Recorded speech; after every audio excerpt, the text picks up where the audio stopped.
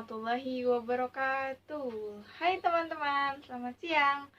Di sini saya akan membacakan suatu cerpen berupa tugas dari dosen saya. Kebetulan saya Anita Yuniar dari Universitas Pamulang Fakultas Sastra dan Bahasa Indonesia. Di sini saya ditugaskan untuk membacakan suatu cerpen dari karya Beni Arnas yang berjudul Aku Berlindung dari Godaan Pengarang yang Terkutuk. Langsung saja kita simak ceritanya, oke? Judulnya Aku Berlindung dari Godaan Pengarang yang Terkutuk. Singkat cerita, ia lebih mirip merpati betina yang sekarat. Tubuh belang tiga, kepala dan paruhnya hijau. Tai kuda, kedua sayapnya putih salju. Ekornya merah kepiting. Wajahnya yang keriput tampak letih, seolah baru saja terbang dengan sekarung nostalgia di kepala. Ia menghampiri beranda rumah yang kami bangun dari setumpuk kata. Kata-kata itu direkatkan oleh mata. Pena pemberian ibu. Pena ibu. Pena dengan tinta air mata, kata ayah. Tangis ibu adalah sungai cerita yang menjorok dekat pintu surga. Lanjutnya, jangan tanya kenapa air mata ini berubah menjadi mata air. Yang mampu kuendus adalah ia bisa mengukur waktu keberadaannya di dunia. Memang ia diserang stroke ketika mendapat buku atas nama pengarang Belia yang laris di pasaran adalah draft karangannya yang lama hilang. Namun, ibumu selalu mengatakan, bukan haus pengakuan dan ketenaran yang menyulut pergi dari sastra, bukan kekecewaan yang menyebabkan meninggalnya kita, bukan penyakit yang membuatnya mewarisi pena ajaib dengan aliran tinta tanpa batas. Ibu pergi dengan menghormati malaikat yang berulang kali mengajaknya tamasya ke angkasa. Benarkah begitu? Kata ayah lagi. Malaikat itu menawari ibu menjadi editor di sebuah penerbitan baru di sana. Katanya, buku-buku terbitannya kelak concern mengulas etika berkarya. Tahukah kau? Karena syok dengan semua kegilaan itu, ayahmu ini mengidap penyakit. Penyakit apa? Penyakit jantung hingga sekarang. Bagiku ayah tengah membual.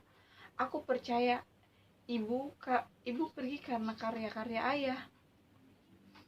Karena cerita dan sajak yang ayah karang di meja belakang. Meja yang kini diberi nama meja kenangan. Ayah sok melankolis dalam hal ini. Sungguh, bila hendak kuturutkan mimpi-mimpi yang bertandang ketika aku tidur di atas pukul 2 malam, ayahlah yang melenyapkan ibu. Ayah selalu menyeret ibu ke dalam cerita-ceritanya.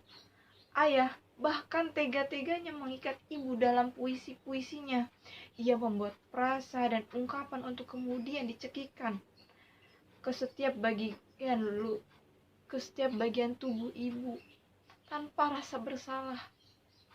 Ayah selalu menyiksa ibu tanpa rasa bersalah, membangkitkannya lagi, menyiksa lagi, begitu seterusnya. Ayah melakukan semua dengan begitu indah, tampak lembut, namun sungguh menyakitkan ayah. Ibu tidak mati, ayah, ujarku suatu waktu. Apalagi hanya karenamu, lanjutku ketus. Ibu pernah bilang, pantang bagi seorang pengarang mati sebelum ajal tiba. Sungguh menyebalkan. Ayah dengan hati sok suci menawarkan percakapan perempuan itu meladeninya seraya selirik-melirikku. Tampaknya ia mengenalku, tapi aku pikir ia tahu kalau aku tak terlalu menyukainya. tak tak menyukai kedekatannya yang tiba-tiba. Catat, aku cemburu. Aku hanya berpikir dengan semua kesalahannya ayah belum layak bergembira. Kau pusing, kata ayah. Perempuan itu mengangguk. Lagak mereka seolah-olah dua orang Jerman yang baru bertemu setelah tembok Berlin runtuh. Kau harus meringankan kepalamu. Aku bisa meminta anakku mengambilkan obat untukmu, ayah. Ayah melirikku. Bodohnya aku, seperti kucing yang dijanjikan ikan asin. Aku menuruti kemauan ayahku. Aku menuju almari obat di ruang tengah. Tak lama, aku sudah kembali dengan 2 tablet paracetamol dan segelas air putih dan kusodorkan kepada perempuan itu. Apa ini? Tanya seraya menepis tanganku. Aku butuh obat, bukan permen buatan dokter. Dadaku megap-megap. Aku emosi. Kini giliran ayah yang masuk ke dalam rumah. Mungkin ayah punya obat yang lebih mujarab. Pikirku, ya obat sakit kepala untuk merpati betina ini. Ayah menyodorkan beberapa gulungan keras kepada perempuan itu. Aku melukis lipatan daging di dahi hingga mirip liukan ombak. Apa yang ayah berikan? Resep obatkah? Sejak kapan ayah menjadi mantri? Aku tambah bingung. Tunggu dulu.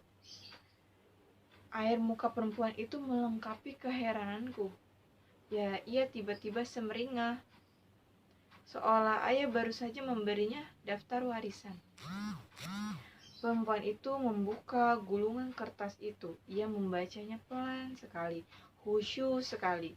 Kadang ia tersenyum, kadang ia mengernyitkan diri, kadang ia tertawa kecil, kadang ia memandangi ayah, dan tatapan yang sangat syarat yang nafsu.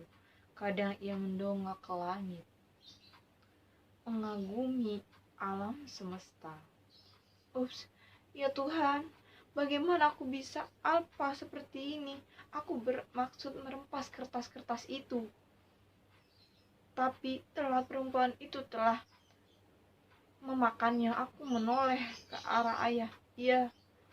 Ia tersenyum miring di sana. Pengarang setan! Aku meneriaki ayah. Ayah terkekeh. Muntahkan, muntahkan! Teriakku kepada perempuan itu. Ayah tertawa. Perempuan itu jatuh ambruk. Aku gegas mendekatinya. Tawa ayah semakin keras. Kepala perempuan itu tiba-tiba membuka sendiri seperti ruas kulit durian yang merekah karena terlalu masak. Ayah menyeretku menjauhi dari perempuan itu, lalu mendorongku dengan kaki kanannya. Aku terjengkang setengah jatuh di depan belakangnya. Ayah menarik rambut perempuan itu. Hijau tua terbukalah kepala perempuan itu dengan serempangan. Ayah mengambil isinya dengan seperti menarik kain-kain perca dari tubuh boneka yang robek. Aku tertegun. Kenapa ayah membunuh perempuan yang baru saja dikenalnya? Kenapa ayah? Ayah menginginkan kenangan yang bersigumpal di kepalanya. Ayah memang kejam, tega membunuh seorang dengan puisinya. Dengan alasan yang barangkali ia sendiri tak mengetahuinya. Ayah memutar kepalanya, memelototi-ku, seolah ia dapat membaca pikiranku. Kau masih terlalu hijau. Kau tahu bahwa masa lalu adalah bahan baku terbaik untuk membuat cerita dan menghidupkan puisi. Dasar dongo. Tatapanku hampa. Aku seolah sampah. Aku kalah. Tunggu pembalasanku. Batinku geram. Gigiku bergemetupan. Ayah mendengus sebelum seolah menghiburku. Aku menjauhi beranda dengan langkah mundur yang tertatih-tatih. lalu masuk ke rumah tergesa-gesa dengan perasaan tak menentu hingga aku menabrak meja. Aku tersungkur salah satu sudut yang tajam seolah menusuk kepalaku. Kuraba pelipisku, ku dapat bercak darah di telapak tanganku. Untung lukaku tidak terlalu serius. Entah bagaimana aku mengabaikan kepalaku yang masih sedikit bergasing seolah baru saja disembuhkan dari amnesia. Aku tiba-tiba menjadi sangat bergairah. Aku sigap meraih kursi. Abakadabra, bagaimana aku baru menyadarinya sekarang? Ya, aku baru saja. Aku juga bisa. Aku sudah banyak belajar dari pengarang busuk itu. Aku tidak butuh KBBI. Aku tidak mempelajari EYD. Aku sudah paham semuanya. Bodohnya aku selama ini. Ku ambil lembaran-lembaran karangan ayah dari laci, cerpen, novel, draft novel hingga tumpukan sajak yang tak ku mengerti. Aku tidak membacanya secara seksama, apalagi memakannya serta-merta. Aku tak ingin menjadi korban berikutnya. Aku ambil sebuah cerpen. Ku cangking pena ibu yang tergeletak dekat tumpukan buku. Aku salin bulat-bulat karangan ayahku, beberapa penggalang dialog. Ku ganti sudut pandang narasi, ku utak-atik beberapa bagian deskripsi pada beberapa kalimat yang kupikir menarik. Aku bermain diksi, aku mengubah ungkapan-ungkapan yang aku yakin takkan ditemui oleh pengarang karya-karya lainnya. Dan khusus paragraf penutup kupiukan, ku jungkir balikan cerita. Mati kau, ku tutup pena ibuku, gegas melangkah keluar. Berdiri berseberangan dalam rentan 2 langkah kaki orang dewasa, ayah menatap seorang perempuan. Ya, kerudung yang hijau tua mengingatkanku kepada seseorang. Baju kurungnya yang longgar, baju kurungnya yang berwarna putih, juga memaksaku terbang ke masa lalu. Roknya yang landung itu. Bukan itu yang membuatku makin terkesima. Jingga tua ya warna rok itu. Bukan, tapi juga kerudung dan baju kurungnya hijau putih. Jingga warna-warna adalah warna favorit ibu. Aku baru mengerti, mereka bukanlah seolah-olah saling mengenal. Mereka memang sepasang kekasih yang berpisah karena alibi yang tak kuasa diajak kompromi. Ibu seorang pengarang yang idealis, ayah seorang pengarang yang pragmatis, dan kini mereka kembali bertemu. Memang, walau aku bahagia mendapati apa yang kuyakini selama ini, ternyata tak meleset semuanya tentang waktu. Ibu akan pergi dan kembali bila waktunya tiba. Aku tetap sulit mengerti bagaimana semua ini terjadi. Namun begitu, aku adalah saksi mata berdiri di antara pengarang, kaparat, dan seekor merpati bersayap patah. Ketika tiba-tiba mereka berpelukan, pakaian mereka bagai dicerabut paksa oleh angin dari angkasa, terburai menjadi perca di mana-mana, terbang berhamburan, berserak di awang-awang. Aku tahu itu namanya serpihan kenangan. Benar kata ayah. Replika kenangan seragam ibu sambil mengepakkan sebelah sayapnya, seolah mengepaskan sesuatu dari tangannya. Ya, semacam itu kata ayah terbata-bata, seolah ia tengah meralat ucapan yang pertama. Ia tersenyum kaku kepada ibu sebelum ia tiba-tiba berjongkok, berjalan merangkak, memungut perca-perca yang berserakan di sekitar kami. Ibu memandanginya dengan sebelah mata yang dipicingkan. Dasar pengarang serakah, hardik ibu. Aku masih terpana menyaksikan ayah mengumpulkan replika-replika kenangan itu.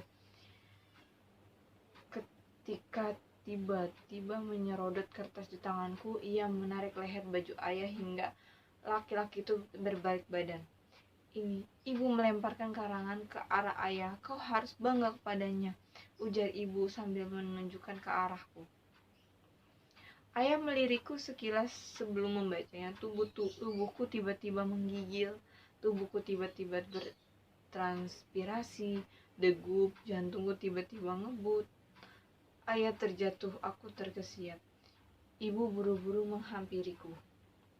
Apakah kau juga merawat?